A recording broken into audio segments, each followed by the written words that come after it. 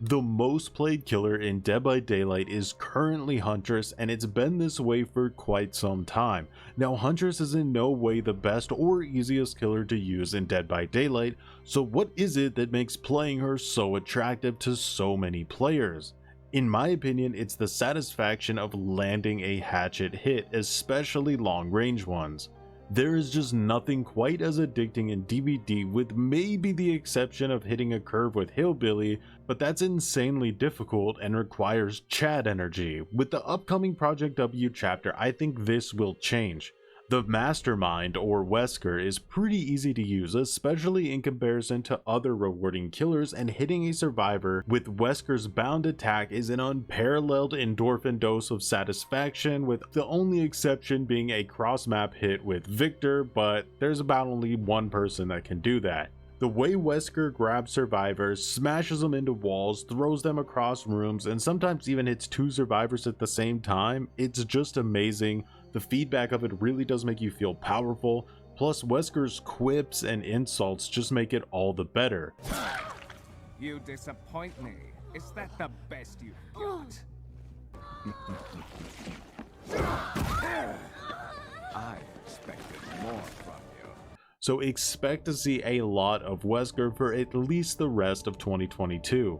On that note, I found Wesker to be extremely satisfying to play against as well. Trying to get a Wesker player to go for an M2 or bound attack instead of just using his M1 knife slash was a ton of fun. And when a killer is purposely playing less optimal because their ability is so rewarding, both sides have a better experience. Playing against a cracked curving Billy is a great example. They might bash into a rock a few times trying to chainsaw you, but when they do get you, it's worth the effort, and Wesker has the advantage of not being nearly as difficult to use as Billy. Props to behavior, I believe they really knocked it out of the park with the entire design, cake included. I was a bit nervous for how Wesker was going to be implemented, but I'm stoked with the current result. That said, there are a few problem areas in the PTB with this kit that may be bugs, but I do want to talk about those real quick just in case they're intended features. Starting with the fact that base kit Wesker cannot damage or infect survivors who are in a vaulting animation with his bound attack. This wasn't a huge issue on the PTB, but on the live version of the game with MMR, it would completely destroy him. The degree to which a good survivor could exploit that weakness would be insane. Anytime you saw Wesker charging his ability, you could literally slow vault in front of his face with zero consequences. In fact, if you for instance threw down a god pallet on Wesker and saw him charging his ability to vault the pallet, you could then vault back over the pallet in front of him and then back again, which would make his power do nothing. He wouldn't be able to vault or break the pallet while he was in the animation, which would force him to have to break it. Survivors should not be able to shut down a killer's power in such a feeble way. The next problem is his cake. It's so thick he can't bound through tight corridors or too close to objects without canceling his power. Now, in all seriousness, this is a double-edged cake because having such a wide hitbox while charging bound allows him to hit survivors in a wide area, so dodging the attack isn't as easy as with something like Victor's pounce, but it screws you over a lot getting caught and put on cooldown by dumb little objects and walls that you can't even see. So that needs to be addressed as well, at least to some degree. Making it the same as Demogorgon's shred ability would probably fix the issue. As far as the most optimal build for Wesker goes, I'm fairly confident it will be a double engraving situation. His golden egg add-on felt like an absolute must, but I'm still not confident enough to say what other add-on it pairs best with to get the most out of bound. Beyond that, Bamboozle is an absolute requirement with Wesker. You're going to constantly be shutting down window loops throughout the entire match, and it's going to open up so many more opportunities to hit survivors with his M2. Pallets are still another issue that he can't always play around, so maybe Brutal Strength or Dissolution could work out for you, but against good survivors, I think Bamboozle is really the only chase utility perk worth running.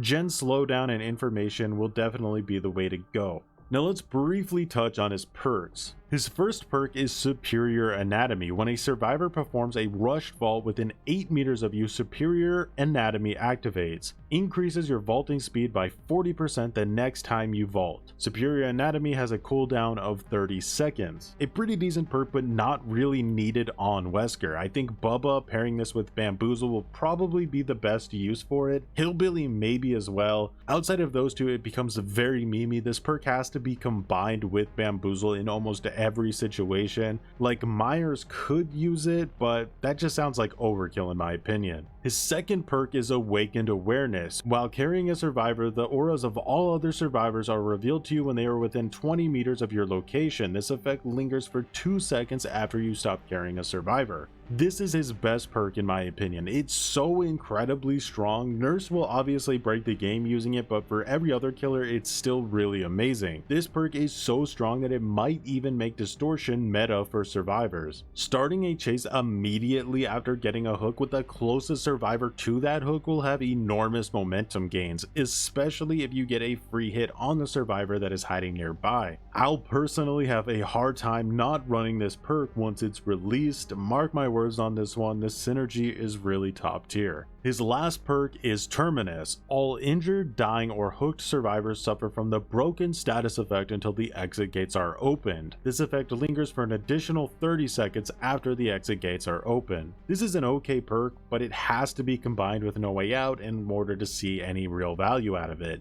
In fact, I would probably only run this perk with a full-blown endgame build.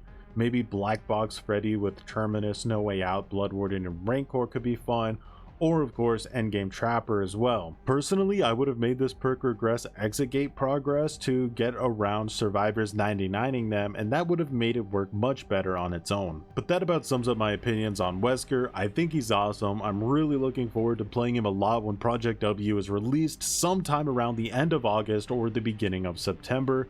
As far as the new RPD maps are concerned, I'll be making a video about those shortly. There's definitely pros and cons to them. It's not the route I personally would have gone with the rework though. How do you all think Project W is shaping up? Are you hyped, or do you feel like the original Resident Evil chapter did it better? Are you sick and tired of Resident Evil and just want to move on to something else? Let me know, and as always, thanks for watching and have a good one.